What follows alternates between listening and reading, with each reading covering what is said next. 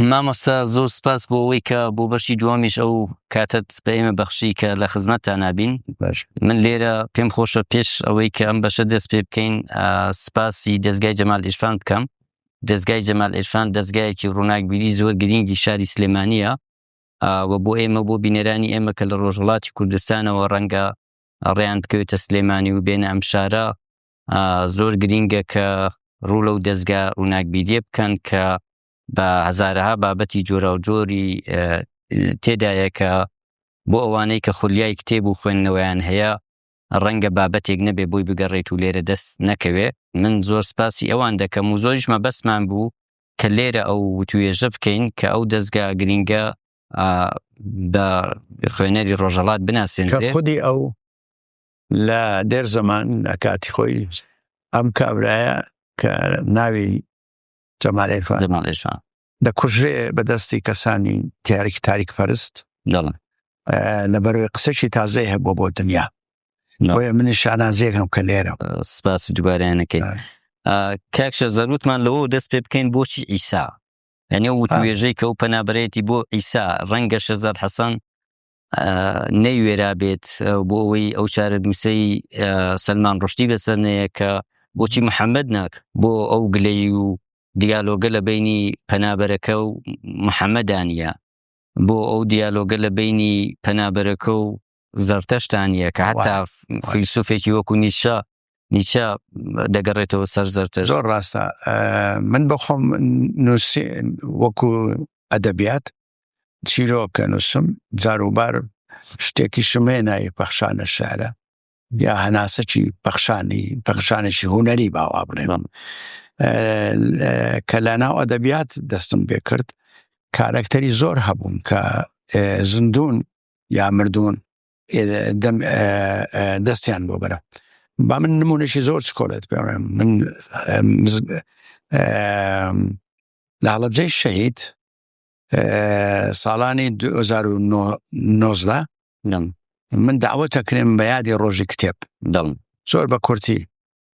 کێدەم با یاسین عومەر لە بەرەوەی بەرنامەشی تەلەڤیزیۆنیە بوو سەربەخۆ بوو ئەو کات ماوەیەک لە کەیەنێنی شێ کرد. گوتم بۆچی دەتەوێت من بێم؟ گوتی لە بەرەوەی فەرامۆش کراوە و شارە چکانە وەکو گوندێکن وەکو ئێمە. گوتم باشە. وابزان 24-25 ئەوە کە یادی کتێب بوو لە 2019 مایس لە مایس. من چەند قسەیەکم کە لەسەر ئەدەب و کتێب بۆ گرنگە لە ژیانی من. بۆچی من ئەوەندا شەیدای ئەدەبم؟ چەند ڕستەیەکم وت بۆ نمونە لەوانە تو من یەکێک بووم لەوانەیە کە لە مەزهەب زەدەیی و سۆفیگەری خۆم بە مناڵی گەنجی مێرمەنداڵی یا لاوم بەڕاستی دەوامەزانی ژن سەرچاوی هەموو فیتنەکانی دنیاە. ئەو کات ئەمرم دەبوو 11 بەڵام دوایەوەی من لێبوومەوە یەکێک لەو کەسانەی کە مامۆستای شەریعە بوو ناوەکەی ناڵێن هەر شتێ نووسی منیش گوتم ئەوە باشە دڵگەرمە کە لێبوومەوە باسی ئەدەبیات بوو زۆربەی باسی ئەوکە ئەدەب چی لە من گۆڕی. گوتم بەڵام ئێستا من نەستەکەم ژن لە مێژوو دەرکرا لە هەر هەموو دنیا واگەر ژنیان نەیەتەوە ناو مێژوو کە ناهێڵن بێتەوە ناو مێژوو لە غەربی ژن ئەگەر بێت و ئەدەبیاتی فێمینیستەکان بخوێنیتەوە یا ئەوانەی با بڵێن یەکسانی خوازن ناتوانێت یەک دانە بدۆزیتەوە بڵێ ئۆخەی ژیانمان باشە. لەزە ئاستی فەردی لە کوردستانیش خەڵکەیە خانم هەیە خۆش دەژی بەس خانمە بەدبەختەکان زۆرترن. تۆلستۆی دەڵێ هەموو ماڵە خۆشنودەکان لێکتریەچن شادەکان بەس لە هەژاریە هیچی لە هیچ ناچ. ئەمە تۆلستۆی ڕۆماننووسی ئازام لە ئاناکارنی نانووسراوە. لەبەرەوە من کە دەستم ئەدەبیات کرد هەموو ئەو تراسم بە عەرەبی و ئینگلیزی حەزم بوو بخوێنمەوە. بەڵام لەو دادگایە من 5 ساڵی وەکو مەیمونی سێرک و ورچی ناو سێرک دەچوومە محکەمە و هاتم 5 ساڵ. بەڵام ئەساس جەهەنەمێک بوو. جەهەنەمەشی بۆ من دروست کرد. یعنی بە وزال لا وطني عربي وعالم إسلامي لا معتزلة وشورشي زنزو قراميتو تنبير مندي قورا شيء سهر وردي دا كجي بأمري صلاح الدين كالقاهرة بو كركي ناوي ظاهر شاية يوسا قلتي أما علامة باوك أما بيعي چي قوريا صوفيا چي قوريا قلتي درقتي أو ملايانا نايم كرم 2000 بو كوتايات قلتي تو شون دي بمري يعني أكيد أو كرة جنزبو زانيوتي وراستي أو حق شايستيون خزم لحلب لقلايك بكراو بالرومانك جوان الرومانك ناوي كابران بيرسوتو كراو بكرديش عليه هر آون بني هيتش تكنا تا دمري يا أستاذ هيتش تغني لنا مثلا أمي لنا الشرق الأوسط بدأبتي أم آينا أستاذ أقر وكو أو نبيت تواتها كافريتو أقر بيتو وكو خيان عليه أقر بهشت صوفي أو إلي درتي ميزدو إتر أبيت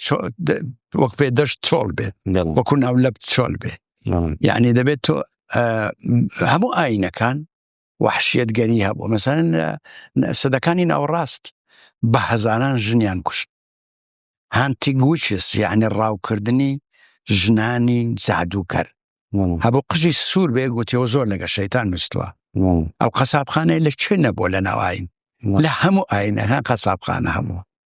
حتى لواني آسمانين هر هبوا باي خوي كم وزور هبوا بويا من براسي درقت ندات من لبروي تراسي محمدي بابلين زور بي السيرية جياني خوي يان سيري أويا كا ام ازانين هر یک بنوع تفسيري سنجني هو اخويا هذا اللي بيستوسي هذا اللي 58 يعني يشك الناوج خوش ليا لا اوروبا هر اوقسيا كا علي باشم برسيارك من نوعيه نوال سعداوي علي ديانات ابراهيمي ابويه نير سالاريا بياو سالاريا باترياركيا علي منيجن كخوين دوارم كتملاشا طبتوا اوكا بتانيا او لقاو قطابيان بوا اوكا علي من ناتوانم اشهدو بينم بم بتراسك كجني تدانيا وتعبتي منيجن خومي تدان ادوزموا او شوي مرت يا مالاواي كرت روانشات مليونها مسلمان مليونها انسان كمذهب زدبون قوتيان وبئس المصير بلام هزاراني وكومني فيركرت كجن إنسانة هيجن عليه جن إنسانة ويقر من إيش بكم دبيت 10 سال هيت شتيجي ترنكم يا 20 سال تاوكو روماني بنسم لسر پیغمبري مسلمانة و تيم دقي أقر عيسى لم ناليو خريبو حتى مثلا يونس پیغمبر لا من داستانك من همال يعني أوانا بومن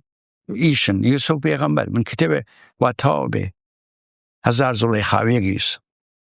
توبة إسلام صالة توبة روماني كتاب بله لبروا من فرياي أوانا يبكون كأرشيفي من ناليما يا جنزيما يا لاويتيما تواويكم شو كدرقتي أوانا ديم إيشم لسر كردوا عيسى هاش سرنزي الراجشام لبر علاقي بقضية كرداتي يا أو جهنمي لا لورزان لا بيماني سيبرو لوزان أما زور بو بنقل فلا مسال بيصالي خان من لأنه تحاوت نسيم لفنلندا لدوزارو شانزة ليرة توام كرت خوصا زواني من باسي چيروكا چي عشقي اكم لبيني كورشي كتشي تشيان بسر دل لبري دو زديني چي آواز نزيقال اوي وكتو اوتي كوما أميكا إيسا بوچی ده کجره لبروی دادگاهی روحی و اخلاقی همو سرانو دست طلعت دارانی او ناوچه خوی ده کرد خد کس لخوی نپرسی و تایسا من نمدیوه لکن کعبوه تاکو قدس 1200 کیلومتر استاذ يعني خواه سەرقاڵی ئەو جوگرافیایە بووە. مەسەن لە هەموو ئەوروپای غەربی جگە لە ئەدیانی ئاسمانین ئەوە عیساش شەرقیە خۆ لەوێەوە پۆڵ ئەچێ کابراکە کە شاگردی عیسایە بەڕوا بە پێ ڕوا وەردەگاتە بڵێن هەر ئیتالیا ئێستا ئەڵێ ئەلێرە ئەڵێ ئەوە ئیسا پێم ئەڵێ خوا پێم ئەڵێ لەسە ئەو بەردە ئەبێ من ئەوەک دروستکەم کڵێسایەک ئەو شەرقیە کابرا ئاسان شەرقیە بەڵام لە کوێ دروستێکە بەڵام دیسانەوە مەزهەبی ئیسایی پرۆتستانتی کاتۆلیک چی بە یەکتری ناکەن شیعە و سوننا چەندە بە یەکتریان کردووە ئەمان 200 ئەوەندەیان کردووە لەبەرەوەی دین وەکوتی جگە لە چینە بازی وەکو یعنی دەتکا بە چینە بازی بەڵام ئایا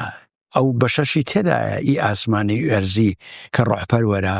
کە سۆفیگەریە کە تەماعی دنیای نییە زۆربەی سیاسەت و ئاین لەم سەردەما لەم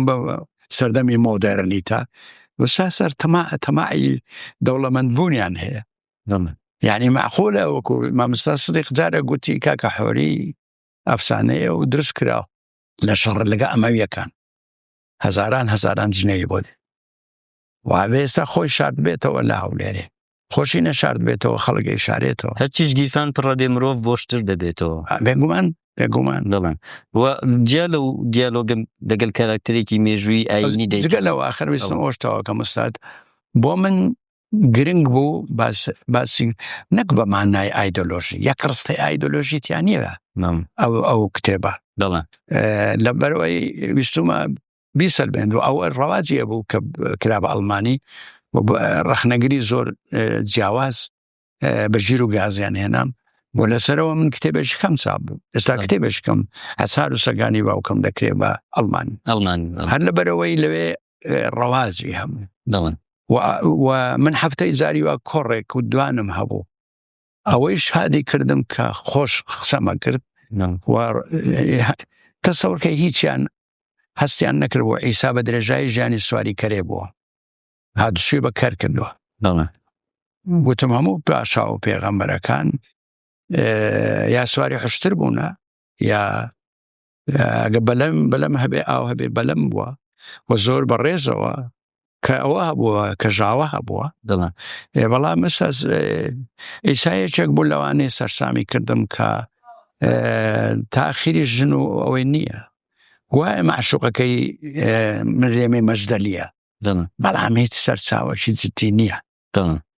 لەبەرەوە بە ئەوەی دەمری ئەو ڤیرژنە دەوێت وەک پیاوێک ڤیرژنە یعنی بڵێن پاشی زەبێت بەڕاستی زۆر شت ئەگەر تۆ ئەوەت خوێندۆتەوە دەزانی چەندە لە قوپۆپیتیایە من دوو ئەوەندەم فڕێدا ناوتەنەکەی زبە چونکە دەتگوت تەوراتە یعنی ئیشم کرد لەسەری بەڵام 25 ساڵی خە لە 1970 تاکو 2016 نازانم 2016 بەڵێ یەکێ لەو شتانی سەرنجی منی ڕاکێشە لە شوێنێکی دەڵێن کە لە دواشەوەی دابەزینی ئیسا لە شوێنێک دەڵێ کە لای ئێوە کەس سەیری کەس ناکات لای ئێمە خەڵکی بە چاو یەک دەکێڵن نە ئەوەی ئێوە نە ئەوەی ئێمە نە ئەوەی ئەوان یعنی دەچێتە ناو ئەو دیتەیڵەی ژیانی کۆمەڵایەتیش کە لەوێ مرۆڤ چۆن کوێر دەبێت لە دەوروبەری لەو دنیا ئیندیویدواڵەی خۆیە ینی مرۆڤ ڕەنگە لە کوێریش هەر بە جۆرێک لە کوێری ساراماگۆش هەر بە جۆرێک باسی ئەو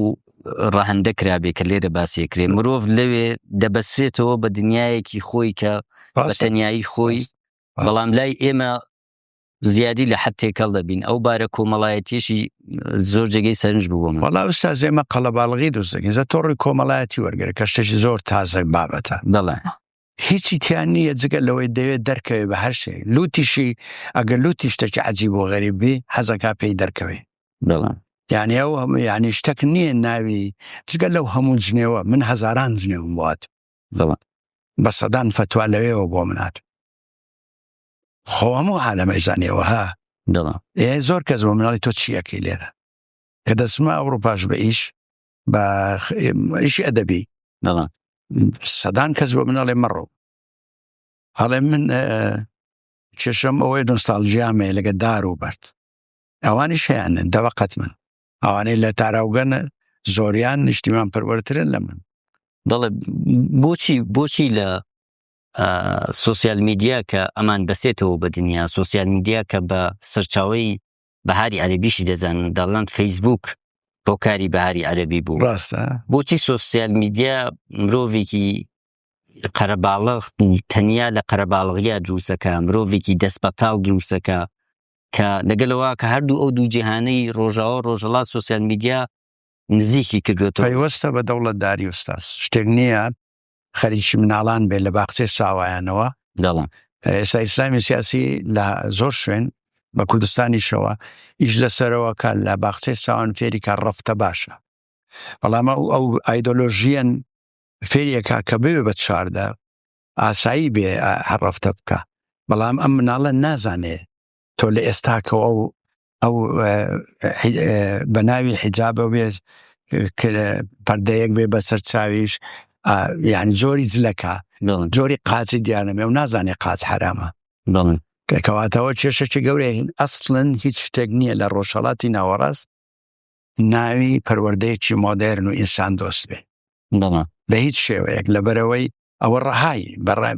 بەڕایی ئەیڵێم هەندێک قوتابخانە هەن لێرە و لەوێ ئینسانێک دروست دەکەن پیشەگەرە. مثلا من لە پیشەگەری دامەزرام لە بەغداوە هەڵدرامەوێت چکە سێ پیشەسازی ئامادەی پیشەسازی و کشتتوکاڵ و دستێشت بوت بابزانم سێ پیشە بوو. باشە ئەوە بەرام پیشەگەر ئەبوون ئەزانی کە تەواویان نەکرد دادەمەزرە. ئێستا مەزان کۆ ئەو هەموو کەسە دەرچوو 20 ساڵ دەبێت کەسدان نەمەزراوە، بەڵام گە سەر بە حزبێدایە مەزرێ، کەواتە ئەمە حزبەکی پۆخڵە لای من، یعنی هیچ ئەخلاقێکی نییە. تۆ ئەوە کەسانێ باش نزیکن لە خۆتەوە و ئەمەیان ئەی مناڵە هەژارەکان. لەبەرەوەی بۆ من گرنگە ئەوەت پێ بڵێم کە بە دیدگای من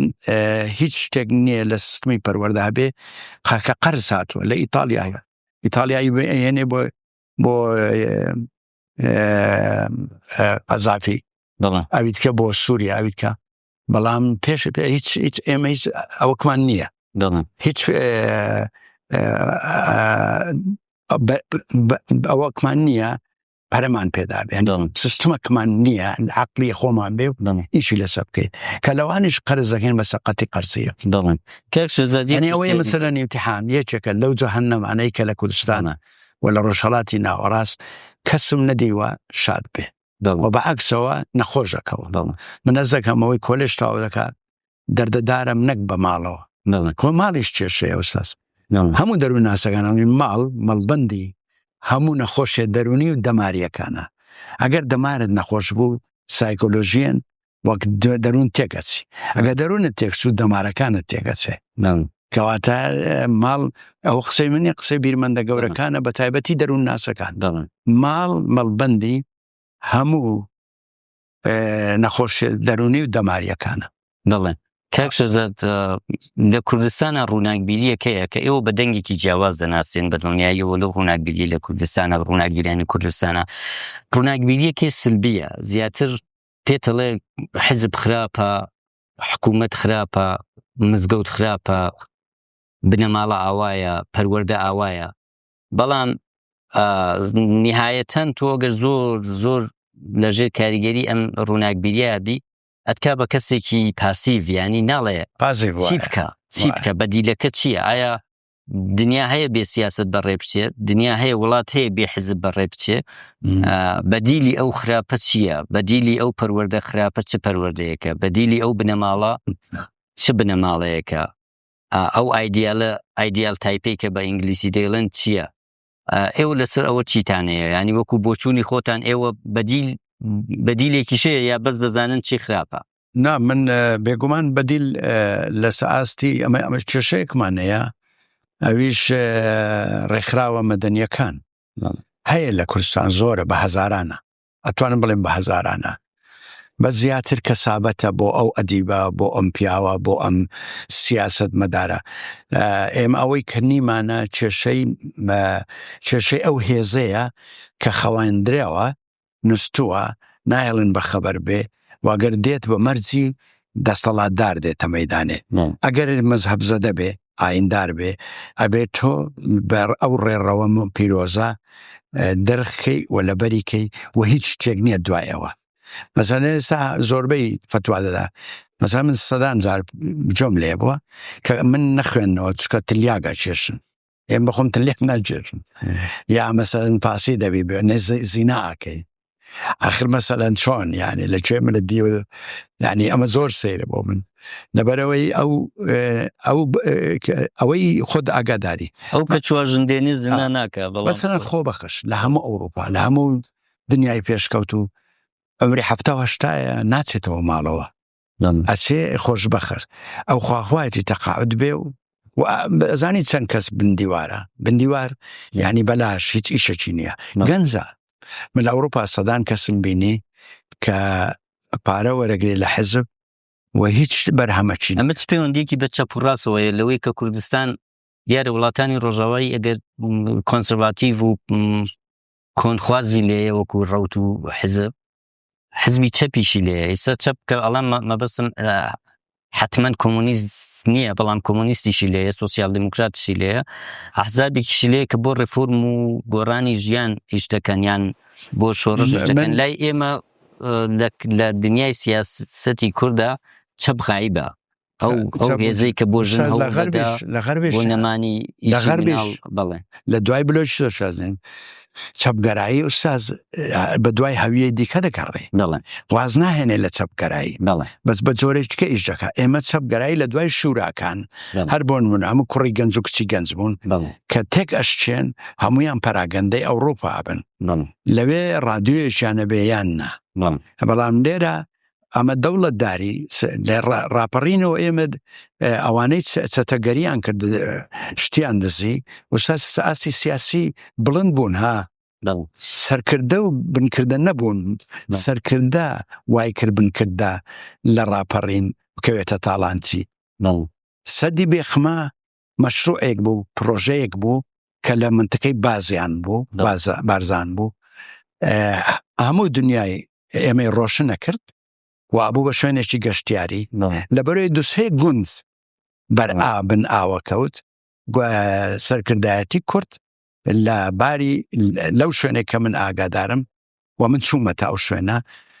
دەڵێ نابێ ئەو گوندانە تۆ دەتوانی هەزاران گوند دروستکەی هەم مۆدێرن بی هەم لەسەر تەرازی ئەو گوندانەی کە باو باپیرانت لەسەری ژیاوە بەڵام ئێستاس ئەمن بەکارەس هات کە من بسەدی بێخمان بەڕایز لە کەنەدا زەلامە کات گۆڤارێکی دەرکردبوو باسی کوردستانی کردبوو تێ من هەز ناکەم ئەوە ڕاپەڕین بێ واز ناکەم وا پرایز بێ و هەست دەکەم کۆمەڵێ چەتە و تاڵانچی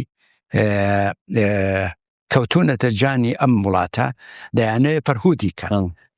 ئەو قسەیە زۆر بوو بۆ من کابرایەشم بینی قسەم لەگەڵ کرد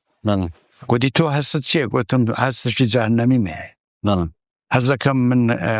بەغەڵەت کەوتومەتە سەر ئەمەستێرە یا ملیۆنا کەس هەزاران کەس بەغەڵەت هاتوونەتە سەر ئەوەستێرەیە یەکێک لەو دوانە یا من بە هەڵا هاتوومەتە ئێرە یا ئەوان بە هەڵات مەبەستمەوەی ئەگەر بینەوە و دنیا واقعەکە لە کوردستان پانتایی سیاسەتە بێت چی هیچ شتێک ناوی چی بەسەر بێت کە بێ بە کارا بیرت نەچێ من ئەڵێم تاڵان چێ تا ئێستا لە ڕاپەڕینەوە چەتەیە دەدزری یعنی خۆن ئوستاز هەموو شێتەکان دازان چەندین شێت کوژرا لە کوردستان لەبەرەوەی دەیانگو ئەو حاڵەمان بەدڵ نییە بە ئوسلوبی خۆی یعنی شێتێک بجنێوێک بدا ئەکوژرێ سەردەش ئەسمان لەسەر چیە ڕوە ئەستا خەونێکی بینیوە من یەکسەر دوای هەفتەیەک نووسیم خەیاڵێکی خوێناوی ئەمە چی کوڕێکی گەنجە خەونە بینێ لەگە بنەماڵەی سەرکردانم ئەوانەی دەستڕۆیشتووە من ببم بە زاوە باوکم ئێڕاز دەکا باوکی دەگۆڕێ خوشکەکەی دەگۆڕێ خانوەکەی دەگۆڕێ کوشتیان ئوستاز شەی کۆش لەناو قوتابخانە دەریانێنا لە پەیمانگای هونەرە جوانەکان دەستی ئەگرن ئەی بەنەی کوژن تا ئێستاش کەیسی ئەو کابرای ڕۆیشت بەلاش ڕۆیشتووە لەبەرەوەی هیچ سیاسیەک نییە لە ڕۆژهەڵاتی ناوەڕاست و بە تایبەتی لە کوردستانی باشوور بۆ من جێگای سەرنجم بێ بە هیچ شێوەیەک بۆ ئەبڕۆیان بەڕا ڕیفراندۆم نەیە کوردستا بلیاردێرن چەپەکانیش ئێستا پێم بڵێ دەنگ و ڕەنجیان چییە ڕەنگە ناملکەیەک دەرکەن ێ باشە لە کوردستانی ژوستاس چێ هەیە نەکڕابێ ئەوانەی کە هێزن کڕاو یعنی ئەمە قسەی من نییە وستا پۆستێکی گەورەی دەدە ئەو لە منداڵیەوە برسی بووە برسی نان و گان بە یەکەوە ناتوانێت تۆ بیکەی بە بەشار لەبەرەوەی ئەگەر بۆی بڕەخسێ هەموو شتێک حەپەلوژەکات لەبەرەوەی چەپگەرا لە شەرق شتێک نەبووە ناوی چەپگەرا یعنی فکری مارکسی دێت بەناوەیەک بە جۆرێک یعنی یەکێک هەیە زۆر مەشهورە لێرە هەر یەکە ناوە چییە بووە کابرایەکە زۆر مەشهورە ئیشی ئەوەش دەکا پێشانگاکان ئەو دەکا پێیان گوت بۆ ئەوەش گەڵ و گونی حزبە هەر یەکەوشتەچە ئەمە خزمەتکاری ئەوە چایەتی حزبە ئەوە هەموو کەسێک تایتڵێکی هەبوو کە چییە ئیشەکەی پێ ئەمەش گەڵ و گونی حزبە زۆر مەشهورە و ئێستا ملیاردێرە لە ڕێ حزبەکانەوە کە وایە کتێبخانەکان با بڵێن پیشانگاکان وساس ئێستا ئەم جارە پیشانگاکە زۆر کزەبێ بۆ دەوڵەت یارمەتی نادا بۆ هەموو شتێک پارە هەیە سامان هەیە تەنها بۆ فکر و ئەدەب و هونەر نییە یخۆ من نەمگوتۆ تۆ وەرە هونەرمەندێکت هەبێ کاسە لێس نەبێ یا ئەدیبێک بۆی تۆ فێری ئەوەی نەکەی ملکەس بێ هەر بە تۆ بڵێ ئەشهەدو هەر بە تۆ بڵێ بات بە پێچەوانە ئوستاس کەم کەس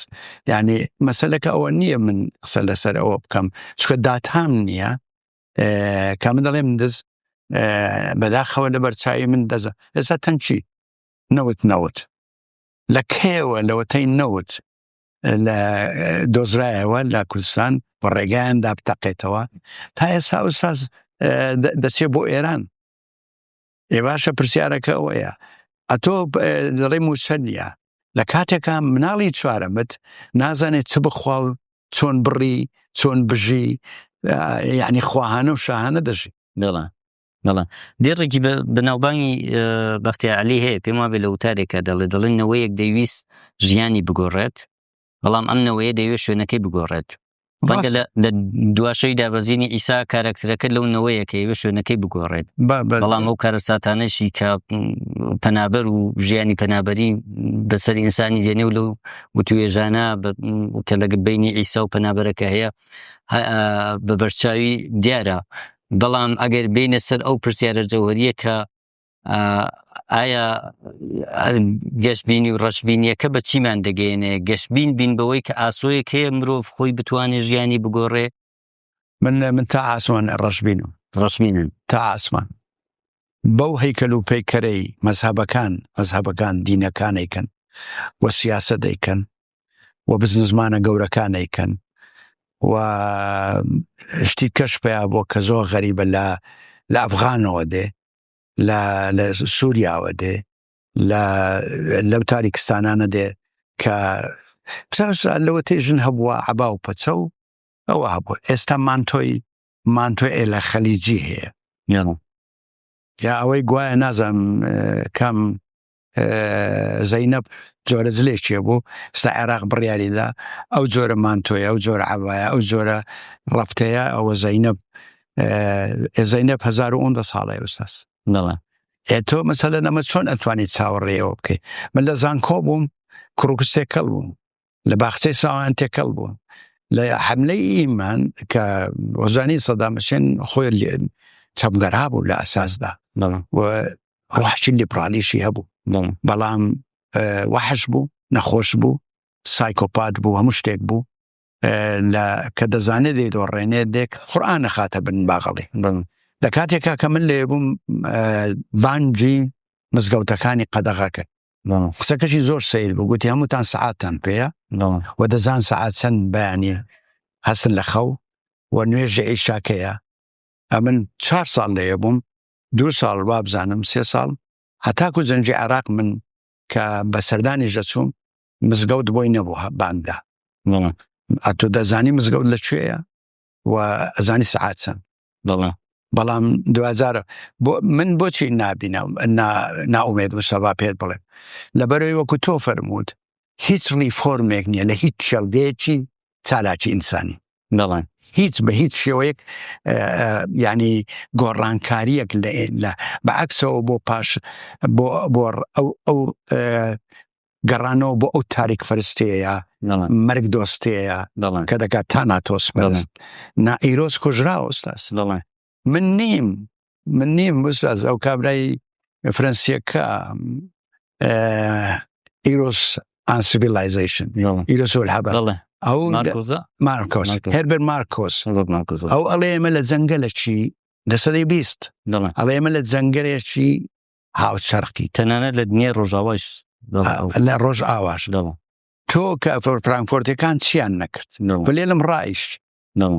پەیوەندی نێرومی هەڵە تاشێنی دەگاتە قۆناغی گەڵێ مرۆڤ تاکە جاندارێکە ئۆرگازم نەبوو قەت هەنی بۆ منەوە گرنگە هیچ ئەمە ئەگەر بێت و ئەم ئاینەکە هەیە بێ ڕیفۆرم کە و دەست لە ناودەست هەموو مەزهەبەکان ئیشێ بکەن بەسە بێ عەقڵێکی تازابێ محمد عابد الجابري نقد العقل العربي عقد العقل السياسي گوتمان لە ڕۆژدەوە ئێمە ڕۆشت کە دەربەدەرە بێ باوشی بەو مەرەیە ڕۆی و کتێبەکانی دەسووتێ کە عەقلانی بوو ئازانی ناوی ڕژدیزمە لە قوتابخانەکانی ئەوروپا یعنی لە ئەوروپا ئەخوێندراوە و ئەخوێندرێ ئەگەر ئێستاش ئەرشی بێ کەسانێکی فێر کرد کە بێ ڕۆشت عەقڵێکی تازەیە ئێستاز ئەو کابرایە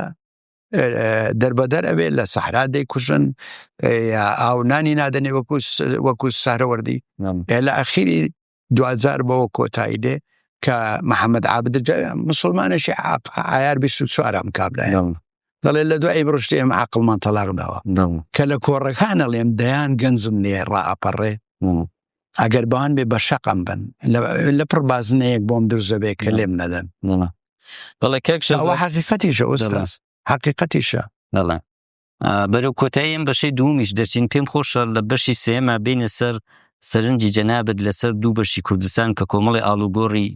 تیا ڕوو ئەدات کە لە زاویەی ئەو سەرنجانەی ئێوە و لە زاویەی جیهانبینی ئێوە لە چیرۆکەکانتان و توێژەکانتان زۆر ئەتوانێ گرنگ بێ کە یەکێکیان شۆڕشی ژنجیان ئازادیە لە ڕۆژهەڵات کە لەو حاڵا کە هەموو ڕۆژهەڵاتی ناوەڕاست ڕۆژهەڵاتی ناوەڕاست خەریکە ئەبای بەسەرا دەکێشێت دەڵێ ڕۆژاوە لەوێ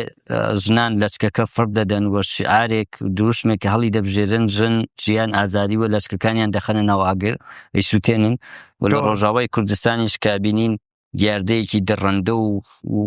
وەحشی وەکو داعشمانەیە لە ڕۆژاوایش بە هەزاران کچی کورد پارەمانانە شکەست بە داعش دێنن